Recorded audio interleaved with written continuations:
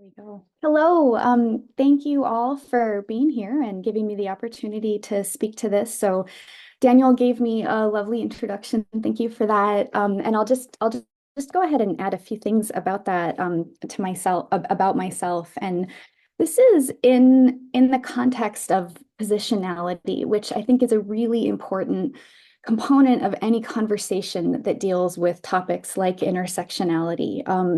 Who am I and what does it mean for me to be the person speaking to you today?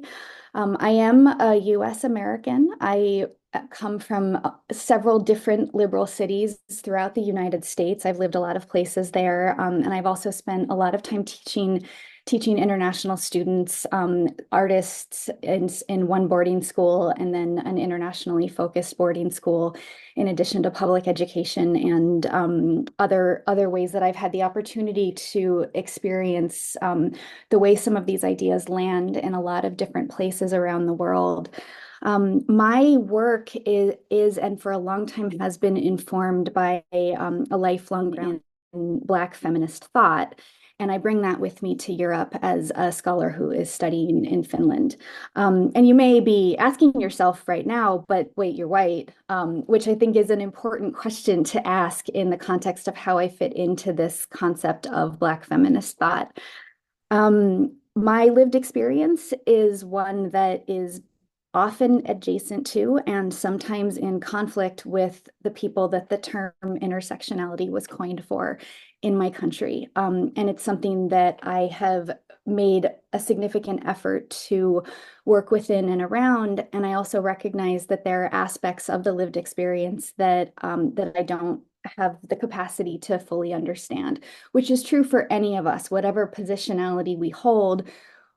That's going to define what we are able to see and not see naturally, and the kind of work we have to do to be able to understand the complexities of our world better. Why this matters in this conversation, why I choose to focus on positionality at the start, is because I am occupying an inherent position of power as your lecturer right now. I'm choosing what knowledge to bring to the conversation and what to leave out, which we do no matter what we teach, wherever we teach, whenever we teach. We always have to make the political choices of the curriculum that we choose to include. And that may pull you towards particular conclusions that might be different if someone else were speaking, or if we were speaking at a different time or in a different place. And I think it's worth noting as well that I might not be as comfortable delivering a lecture like this in the United States as I am in Europe. That is because within the US Academy, many people who work much more immediately in the contexts that this concept came to be for are doing that work and have a lot to say. And I think that there's a lot that's really worth looking into coming out of the US Academy right now. But I will say that as a US American who is kind of new to the European context, I found myself really surprised by the way the word intersectionality was used in Europe. And that initial surprise, the more I began to learn about it, also began to kind of present itself as problematic to me. And so part of what I'm hoping to look at today is the ways that my position as a US American finds myself somewhat in conflict with the European narratives that have seemed dominant to me in my exposure to this as a new scholar in Finland. So I also want to offer gratitude to the many Black feminist thinkers that I have had the opportunity to read, and the teachers that I've studied with, and the students that I've studied with. And I offer that gratitude somewhat contingently as well, because I also recognize that teaching me is not always easy. And sometimes it's exhausting, and that there is a lot of labor associated with teaching people who represent dominant positionalities to learn to see things that are not optional for the people who are experiencing them. So with my thanks, I'd like to introduce you to some of my impressions of the European context from the perspective of the originary history of the term intersectionality. And I'd like to begin with several histories of feminism in the United States. And I want to note that the United States is the focus of this lecture, it's what it contributes, but that's also a problematic focus because the United States has a tendency to impose itself on the world in a way that has been challenged by many thinkers working with, around, and against the concept of intersectionality. So this is to look at one of those origin points, but I think it's also important to recognize that many similar ideas have come up throughout the world in ways that are sometimes in conflict with the United States positioning. The first piece of history that I want to look at is what's generally referred to as first wave feminism. And this is there's a lot to all of these histories that I'm going to move through very quickly, but I do want to point out that this first wave feminism is predominantly a white feminism, and it's not always recognized as such in the American narratives. There are a few pieces of this that I want to especially note because of the way that they become influential throughout the development of this concept of feminism. One of them was the Transcendentalist movement, which you may know the names Thoreau and Emerson, and the idea of a very naturalistic, reflective, inward turning towards kind of raising the individual self to concepts that were, or to ideas and values that helped people engage as fully as possible in the world. And this idea, I think, was quite present in Europe as well around the same time. The Transcendentalist movement crossed the ocean.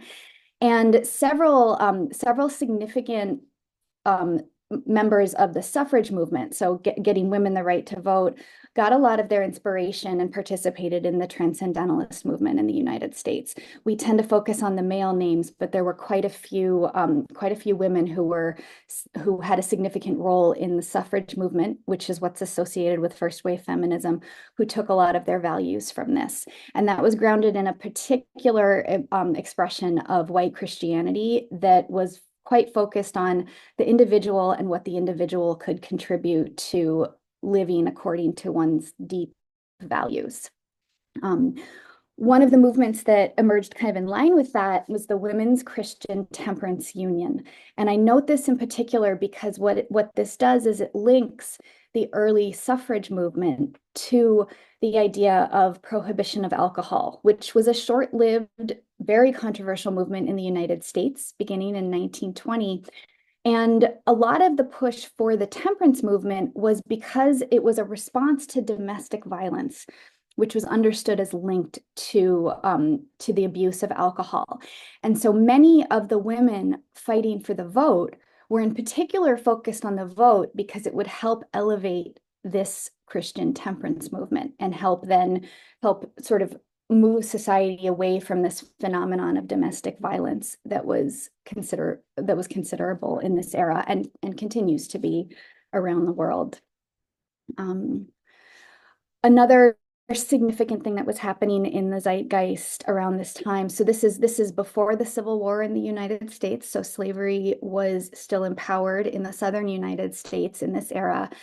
Is that women began through this organizing to host conventions. There were several very famous conventions in which women put forward, with the help of some men, a declaration of sentiments that was aligned with the United States Declaration of Independence. So, kind of swirling around in all of this in the first wave of feminism was this sense of a linkage between kind of individuality, Christianity, temperance, suffrage, equality, understood largely in the context of equality for white women and white men. And voting rights was a primary area of focus for this. And then we have a number of hidden histories that were also significant in developing the consciousness of the time. And those are histories that were kind of shared between the United States, the Americas more broadly, and Europe, but that often don't get attended to as much when we're talking about these histories. One of them is the significant influence of the Haudenosaunee people. And this was one of many indigenous groups and functioned as a confederacy in what we now refer to as the settled United States, conquered United States before the the colonizers came in and caused a genocide and all of the effects that came from that. In this Confederacy, which many of the white women working in the first wave feminism had access to, women controlled the economy. Women had the final say about land transfers and war decisions. Women shared political power equally. There was a matrilineal structuring to society. And this continues to be the oldest continuing democracy in the world. There were ideas about women's sexuality that were quite distinct from the Christian sexuality that the settlers brought with them. And several of the founding white women of the first wave feminist movement got a lot of ideas and support and understanding from their access to these communities. But it's also worth noting that as white women began to increase their rights in the settler context, the Haudenosaunee women saw their rights diminish as those European values began to impose themselves on these societies, and as society shifted with the various aspects of genocide that the Europeans were participating in at this point. Another component that's often left out of the story is ideas of obscenity laws. And this is when abortion really became a focus in the United States narrative. Until about 100 years ago, abortion was considered even in this white Christian context, to be something that was part of women's sort of health and managed by doulas and birth attendants. And in combination with shifting values around what the family meant, Congress passed the first obscenity law, which prohibited any instrument, drug, or item that could be used for contraception. And I note this in particular because currently in the United States today, members of the right-wing government are focusing on this act, which was never repealed, as a way to limit access to reproductive health care right now. So more than 100 years ago, maybe 150 years ago, laws are still in place with respect to these challenges that were emerging in the early feminist movement. Along those lines, we started to see an increase in sterilization, and that sterilization campaigns were often oriented towards minimizing populations that the dominant white population felt were problematic. So these sterilization laws, which is a phenomenon we see throughout the colonial world, disproportionately affected Black and Native American people, people living in poverty, and people with disabilities. We also see a thread running through these conversations of early feminism, of the concept of eugenics. And this, I expect, is quite familiar to a German audience. It was also an idea that was very powerful in Germany at the same time. And what's worth noting here is that Margaret Sanger, the founder of Planned Parenthood, was objectively racist and focused on birth control as a way of controlling the population that she found to be problematic in the development of the United States. So I want to read just a little a quote from one of the early Planned Parenthood pamphlets. This is sort of in the middle down. "Now the time has come when we must all join together in stopping at its source misery, ignorance, delinquency, and crime. This is the program of the birth control movement." So birth control, or contraception rights, which is a major platform of contemporary conversation in feminism in the United States and around the world, has its origins in the United States as a racist initiative. To their credit, Planned Parenthood, which is one of the primary providers of equal access reproductive rights in the United States and throughout the world now, they have acknowledged and distanced themselves from this history. And their website has some really interesting language about that, if that's something that you're interested in. But this history is, again, often left out of the narrative surrounding women's rights in this era of the United States. And then we come to Black feminist intersectional roots, another story that is often left out in the broader scope of women's role in the civil rights movements of the United States in the 1960s.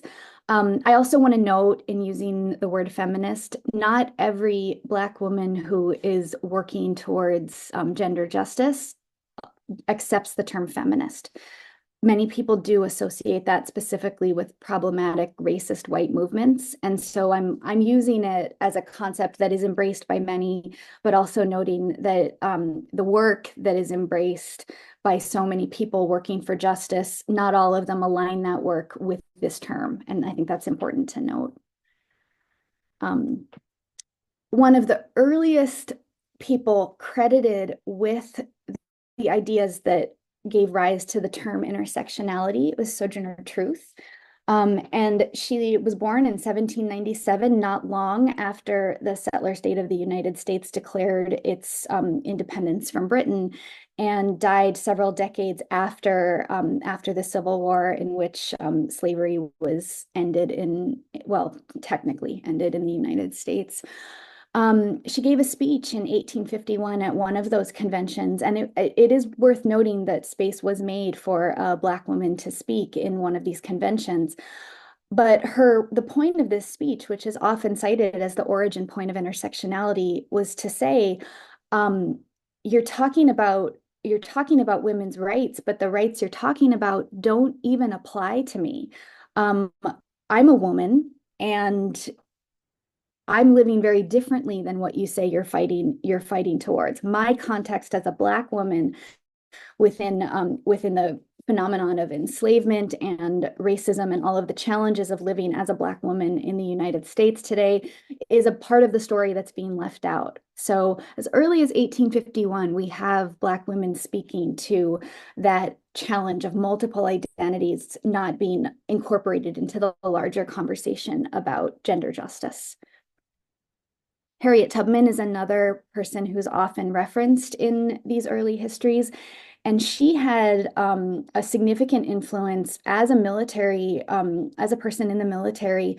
She led an armed expedition for a raid at Combahee Ferry, which liberated 700 enslaved people, and was a suffrage activist during Reconstruction, so after the Civil War.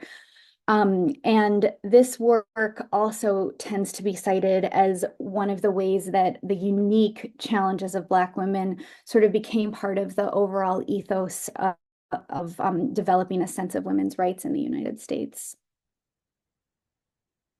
Another movement that was in place also has a complicated history in the Black Women's Club movement. These were Black women in the northern part of the country that were associated with the rising middle class. And this was a very powerful movement in terms of defining narratives that would move the entire women's rights phenomenon forward. But it's also interested that in terms of trying to gain rights, there was somewhat of an assimilation to the white Christian values that had been put in place that were considered to be dominant in US society. So some of the language that these Black women's club movements used were things like defending our name against pervasive charges of immorality and sexual promiscuity.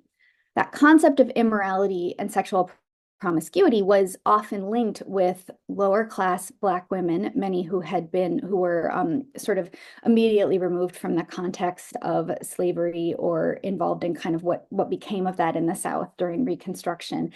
And the values that are being claimed really were values inherited from white Christianity, whereas you might have found very different values coming from in the descendants of the African societies of the people that were taken and brought across the ocean, as well as the communities that were built up in the context of plantation life. So a little bit of a challenging history within the Black Women's Club movement, but also worth noting their phenomenal contributions to ongoing dialogues, which is that they were the first to put forward ideas of birth control and focused on this explicitly because of high maternal and infant mortality rates in the Black community compared to white women.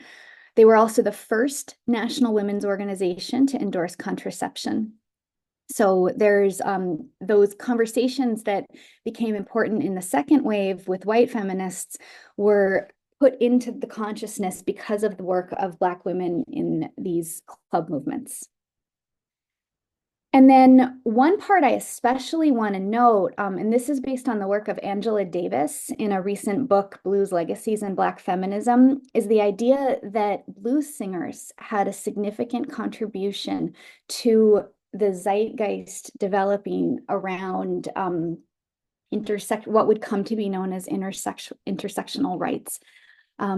Blues was a way of claiming identity and claiming agency as a musical form that was then shared and made available across the classes that were often left out of these conversations.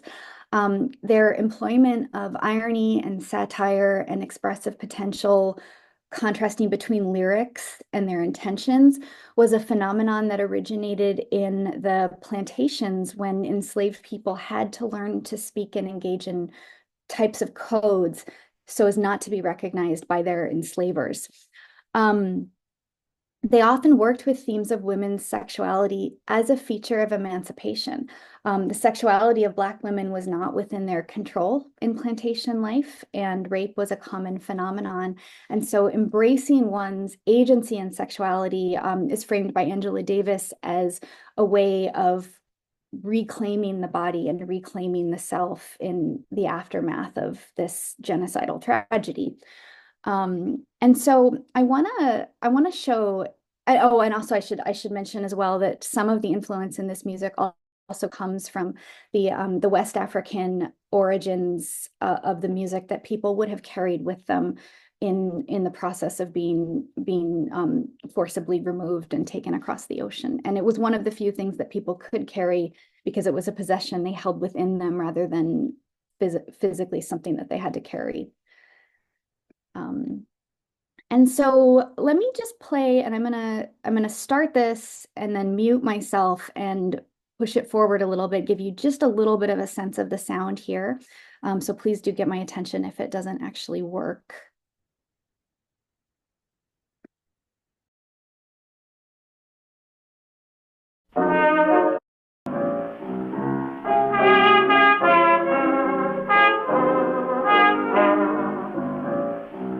Woke up this morning when chickens were crowing for day.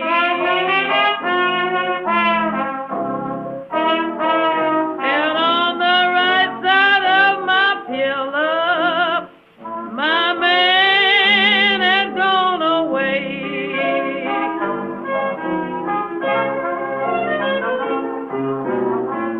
By his pillow, he left a note reading, "I'm sorry, Jane, you got my goat.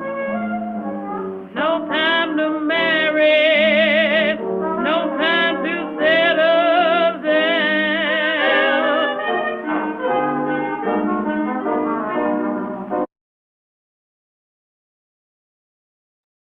All right, so that's just a little bit of an audio taste. We've got some musical influences that do trace their origin all the way back to a lot of the West African musical traditions that also continue to this day in Africa. And we also have lyrics that are really in direct contradiction to the Christian temperance, white understanding of the family structure that was dominant in the mainstream culture of the United States at the time. And these were very popular songs that were disseminated widely around the United States. Angela Davis makes a very compelling argument about their role in defining understandings of sexual liberation. So we see that a bit in the lyrics of this one. Here's a few more examples. I'm not going to play them for time, but you can certainly go back and explore this on your own if you're interested. Here we have Ma Rainey, one of the major early blues singers, and she has a line here: "Went out last night with a crowd of my friends. They must have been women because I don't like no men." This is one of several examples of lyrics that people have linked into an emerging sense of non-heteronormative sexualities far earlier than this was coming forward in the broader sense of the second wave movement with lesbian rights that became a part of that movement. So some of the ideas that are often credited to white second wave feminists can be found in the decades previous in some of these blues singers. Also indicates a sense of class consciousness that was not a part of the early second wave movement. And again, I won't play it for time, but I do want to note Billie Holiday's Strange Fruit. This was an incredibly pivotal piece of music that's referenced today, in which the phenomenon of lynching was presented through song. And some people have claimed that this was something that actually caused Billie Holiday a lot of strain and stress that may have contributed to her early death. She would perform it at the end of the night and requested that there not be applause at the end, as a way to honor the people who were lynched, that the song lyrics by Abel Meeropol are indicating here. So this is also an example of musical activism in an industry that was often dominated by its sort of commercial approach. A few other things that were in the ether during this period of time before the second wave civil rights movement took hold in the 1960s was legal movements of witnessing that were a significant part of the activist scene for Black women organizers. Rosa Parks is often associated for her role in the Montgomery bus boycotts, but before that, she was a lawyer and served as a lawyer to support Black women who had been raped by white men in Alabama. She was instrumental in mobilizing for this case related to Recy Taylor and a number of other things as well. And so I want to note Rosa Parks' significant involvement in the legal structure of inequalities related to Black women, because that's going to become very important in the coinage of intersectionality later in the history. And one other phenomenon of many that I could bring forward today is the liberatory efforts of Black teachers before schools were integrated. Bell Hooks has written quite a bit about this, and one of the things that I want to note here is one of her quotes from Teaching to Transgress. "We learned early that our devotion to learning, to a life of the mind, was a counter-hegemonic act, a fundamental way to resist every strategy of white racist colonization." So before integration, Black teachers were teaching Black students resistance through the schools that they were doing their work within. And so that intellectual history is also a really important part of the work that is to follow. And that brings us to second wave feminism. This is a very complex history, and I'm not going to spend very much time on it today because it's not really the focus of this lecture, but I would like to highlight a few places here that are, I think, relevant to the development of the concept of intersectionality. One of them is, so one of the women who's understood as really launching this movement was Betty Friedan, who focused on the silent plight of white American housewives and what they were missing in their access to participating fully in society the way that their husbands did. This book was taken on and celebrated by many who became founders of the second wave feminist movement, but it was also challenged in the broader circles as being explicitly focused on a unique phenomenon of white women that did not apply to the many Black women and other women of color in the United States who were struggling in different ways. So before we have the term intersectionality, we have the concept of identities compounding to make things more difficult than any of them would be alone. And I just want to highlight, again, this is Bell Hooks speaking to this phenomenon of Betty Friedan's famous book. She says, "She made her plight and the plight of white women like herself synonymous with a condition affecting all American women. In doing so, she deflected attention away from her classism, her racism, her sexist attitudes towards the masses of American women." So Bell Hooks is showing us here that what was being put forward as a universal experience was not, and it was leaving out parts of the stories that were critical aspects of life for so many women in the United States. Many of the organizing influences were cross-racial, but also have a complicated legacy. So different oppressions would show up in different ways within these, but they were nonetheless very significant in moving forward women's rights as a whole. Consciousness raising groups, action organizations, alternative institutions, feminist bookstores. This was when women's studies programs came into existence. We started to see a lot of rape crisis centers as the concept of rape as a justice issue became more like something that people were more willing to say out loud.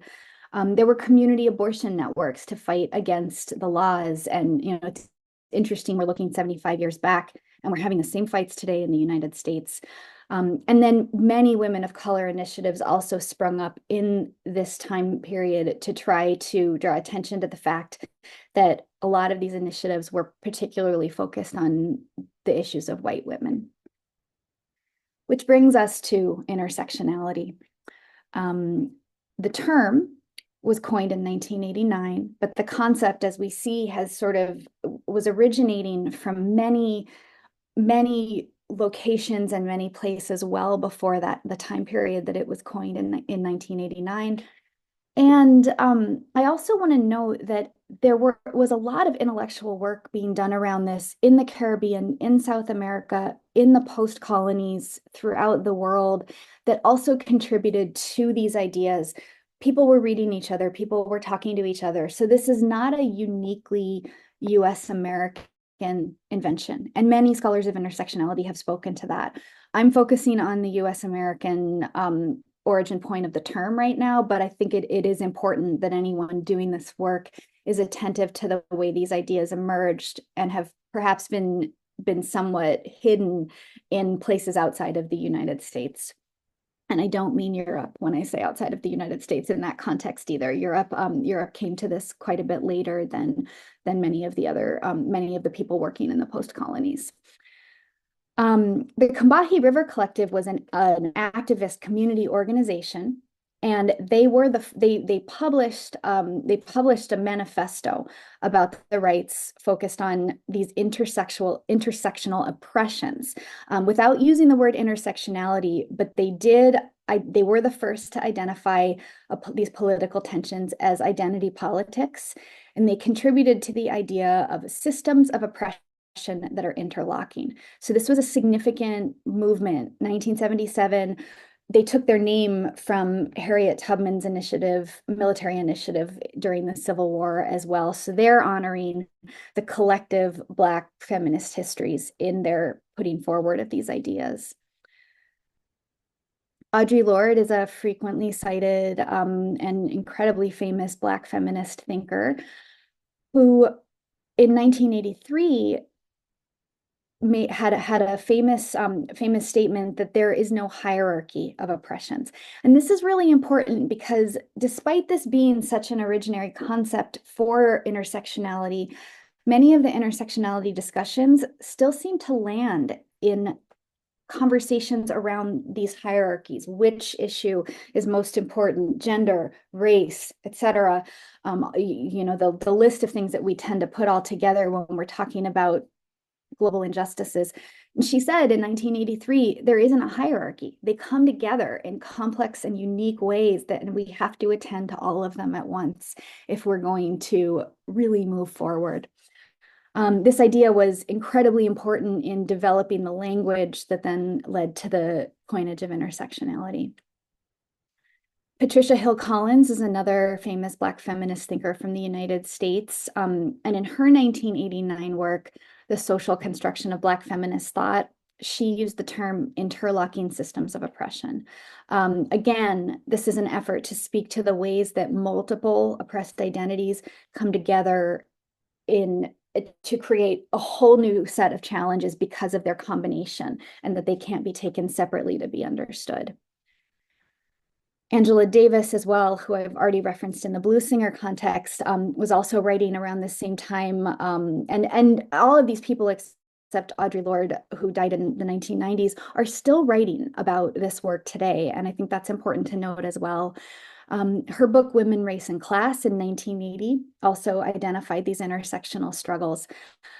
And quoted from that, the leaders of the women's rights movement did not suspect that the enslavement of Black people in the South, the economic exploitation of Northern workers, and the social oppression of women might be systematically related.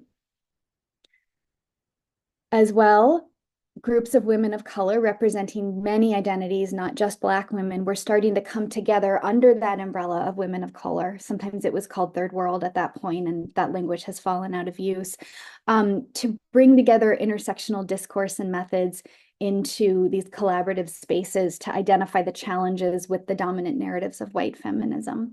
And that all kind of in the mix brings us to the coining of the term intersectionality, which was explicitly coined in a legal context.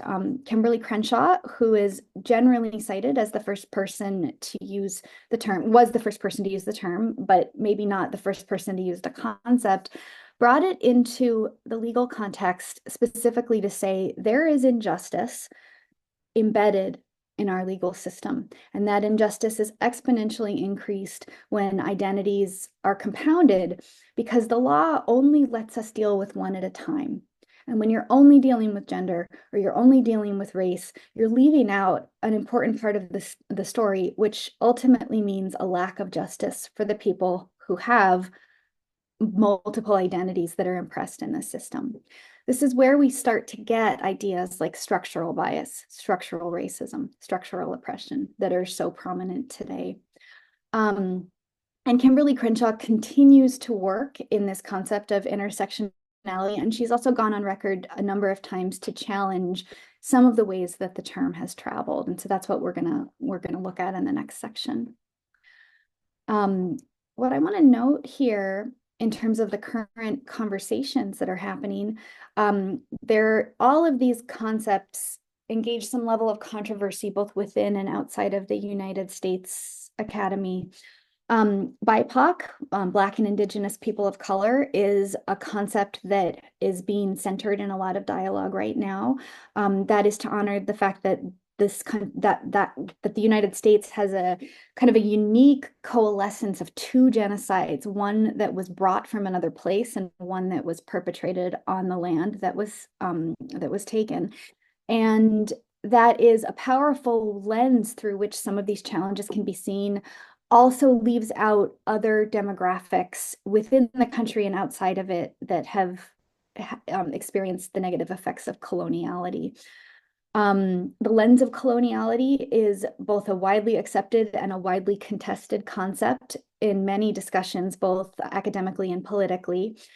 And intersectionality's global expansion is also contested, both from its point of origin and in many of the places that it's landed.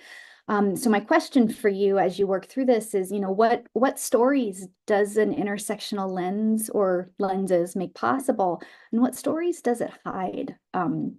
What's left out when something that has its origin point in that sort of dual genocidal space and the social implications that are its legacy is then imposed on a world that has many more complexities than that one location? And the very real impacts of this that exist today are a function of this legacy in the United States. And I think it is really important to center that as part of the ongoing conversation. Today in the United States, people of color, Black women in particular, have unequal access to healthcare, unequal access to reproductive healthcare in particular, contraception accessibility, abortion accessibility. Maternal mortality rates are more than twice what they are for white women. 1 in 5 Black families live quite far away from healthy food access, have much more access to convenience stores than they do to the health foods that tend to be in more white-dominated neighborhoods. They are much more susceptible to racially motivated police and state violence. There's significant incarceration inequality, and that there's a lot that's been written about that lately, if that's a particular interest of yours. Violence against women is increasing in the United States, and violence against trans women is especially noteworthy. Black trans women face this to a greater degree than any other population in the United States. So the legacies and the things that people were fighting for in earlier feminist movements continue to be challenged today. And I think it's worth noting as well that we as a country just elected a fascist felon, misogynist sex offender to our highest office. And we expect that this is going to get a lot worse. Many people will die as a result of this election, and that will disproportionately affect women of color. I put a bunch of statistics up. I'm going to skip through them because I don't think we have time today, but I kind of just talked about that. So that's just to show you there's a lot here. As well, a video by Kimberly Crenshaw talking about police violence. I think I'm going to skip that as well for time, but you can find that online. And that brings me to kind of where I'm going with this lecture, which is to say, what are our responsibilities to the work of justice, gender justice, racial justice, and any other kind of justice that intersects with those concepts in the academy. There's a long history in Black feminism of refusing the systems that are inherited. And Audre Lorde's The Master's Tools Will Never Dismantle the Master's House is one that's frequently referenced. And that is to say that the systems that are causing our oppression won't work as a way to fight that oppression. And that has some pretty significant implications for what it means to exist as part of the neoliberal academy. What is possible for us in the context of research, and what are the ways that we can kind of push against that, push against our inherited belief structures around what it means to study. Sandy Grande, an Indigenous writer from the United States, identifies deep structures of colonialist consciousness. I think this frame can be helpful in helping us understand where this shows up academically for us. She defines as part of white stream culture, belief in progress as change and change as progress, measured in terms of material gain. This contributes to competition and individuality, which is often distinct from the collaborative, community-oriented approaches of Black and Indigenous feminisms. We see in the academy a belief in the effective separateness of faith and reason, a focus on positivistic and empirical knowledge. So think about how many times you've heard the word empirical with respect to research in the university context. We seek objective and expert knowledge to solve problems, and traditional knowledge is often viewed as less. We believe in the essential quality of the universe and of reality as impersonal, secular, material, mechanistic, and relativistic. I'm saying I mean that sort of as the academic, European-derived values of the university, the way that it exists in its practice and its governance. So we may not be all of us, but we is sort of the controlling forces here.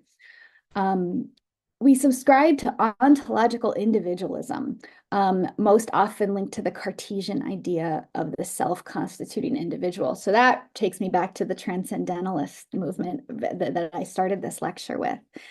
Self-determination and self-actualization are important components of that. And we believe in human beings as separate from and superior to the rest of nature. Rationality is centered as a way of preserving that as well. We also struggle quite a bit with the subjective-objective dualism. And that brings me to a quick little case study that I want to bring in as where I see this landing in the European conversations around intersectionality right now. So in 2024, so just a few months ago, Routledge published the International Handbook of Intersectionality Studies. In the introduction, the editors frame the question, do we really need another handbook on intersectionality? TLDR, yes, is their conclusion. We do. And then they spend quite a bit of time justifying why they want to bring this forward again. So I want to look at what's going on a little, so a little bit of a critical discourse analysis of the phenomenon of the publication of this handbook. International Handbook of Intersectionality Studies proclaims a center point. It is published by Routledge, which holds a great deal of power in publishing. It is very possible that this could be the first and maybe the only introduction to intersectionality of a new scholar because of the power that this publishing phenomenon holds. And it is edited by two white women, one American who did most of her work in the European Academy, and one German. And I think that should be an opening question is, what does it mean to publish an international handbook on intersectionality and have the editors that frame the debate, introduce it and conclude it, be representing the white European Academy from their positionality? And I want to note some quotes that I have pulled from the introduction. There are many more like this, but many of these, when looked at closely, I think indicate some bias that I'm not confident gets covered well in the introduction of this handbook. Lively and in some cases heated debates on both sides of the Atlantic. In some cases heated. I feel tones of judgment here in terms of what the authors are going to say and then do go on to say about kind of the validity of those debates. The term intersectionality is no longer limited to gender and critical studies within the academy, but it's popped up in all kinds of unexpected places outside the academy as well. I find this a shocking statement from two scholars who have been working with intersectionality for decades. It did not begin in the academy. The term maybe did, but the academy was specifically legal scholarship with an activist implication. Intersectionality in the whole development of its history and its early practice was an activist phenomenon that was sustained and supported by scholars, but that was built for communities, for real action out in the world. And so what is unexpected about that? What is like the idea that it popped up? It didn't pop up. It's been around for centuries. The concept's very lack of precision and its myriad missing pieces are what have made it such a useful heuristic device for critical feminist theory. Many scholars of intersectionality would challenge the idea that it lacks precision and that it's missing pieces. Many of those who do challenge it in the context of it not speaking to the global context of women of color, rather than here as not speaking to a heuristic device, a method designed for scholars with scholars in mind. There's a lot more here, and I think I'll move on from it, but that's just to give you a sense of some of the ways that the way an idea is framed can set a concept for it that maybe hides some of the power lines that are in play. In this handbook, in the introduction and in the conclusion, there is a very clear indication that the authors believe that intersectionality is better because of a broadening and an implication in the academy that I might challenge myself as a scholar steeped in the Black feminist tradition. One of the things that's referenced as intersectionality as a methodology is asking the other question. The idea that you engage beyond the single lens. So a few of the other questions I'd like to offer are what power implications accompany a Routledge publication? What epistemologies are centered when Routledge publishes an international handbook on a concept coined by and for Black US-American women with two white European aligned women as the editors? What are the implications of the contributor demographics, which I don't find to be particularly broad? What are the implications for the scholars left out, for the activists, for the community organizers that are doing this work and that are not contributing? And what happens if this handbook is a scholar's first introduction to intersectionality? So when terms travel, and this is not just intersectionality, we can look at this in terms of decoloniality, so many words that the Academy is using broadly. What are our responsibilities to a term's origins and foundational values How might our positionality, our relative privileges, and access to power frameworks impact the directionality of traveling terms? To what degree should our biases and positionality be interrogated and attended to as we shape and define the emerging epistemologies? What happens when a term with activist origins travels into spaces defined in and through abstraction? And a question I'm especially interested in: what happens when a theoretical concept with activist origins becomes a method? In this epilogue, Kathy Davis, one of the two editors, focuses quite a bit on the idea of term ownership, which is identified by many thinkers in traditions of women of color scholarship as a particularly European colonial concept, that in many of those traditions, words are not owned, concepts are not owned, concepts are shared and a part of collaborative work towards a more just future. I want to note one line in particular, as most of this epilogue is to defend the participation of the European University and the ways that it's been taken on in the European Academy.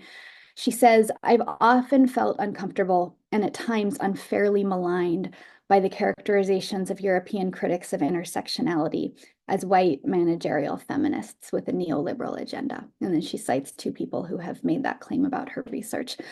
I struggle to think of an example in which a Black scholar anywhere in the world would be able to get away with an epilogue statement saying, "My work has been unfairly maligned." That concept of fairness is something that's often attributed to a phenomenon of white defensiveness when those who are in power are challenged in the ways that they choose to yield that power. And I read that and I think, there's been some attention in this handbook to identifying bias, but I think she missed an opportunity here to look at the ways that some of that bias continues to show up in her work. The entire history of intersectionality is unfair. That is at the core of its existence. And I think as scholars, any of us engaging in it have a responsibility to acknowledge that our standpoints will be challenged because this issue lands in a complex way, in different ways all over the world. And it's in a space of injustice to begin with. So as a postlude, I'd like to work in homage to one of my favorite contemporary Black feminist poets, who often represents her scholarship work in the concept of after and with the Black feminists who've gone before her. This is Alexis Pauline Gumbs in Finding Ceremony, a poetic work that kind of riffs on the work of Sylvia Wynter, who's a famous Caribbean Black feminist writer. "We would like it if you wrote us poems. We would like it if you wrote us long life sentences. We would like it if you broke sentences and gave us more life than you, or we were told could be contained. We would like it if you remained. We would like it if you showed up every day. We would like it if you drank water. We would love it if you would turn off your phone.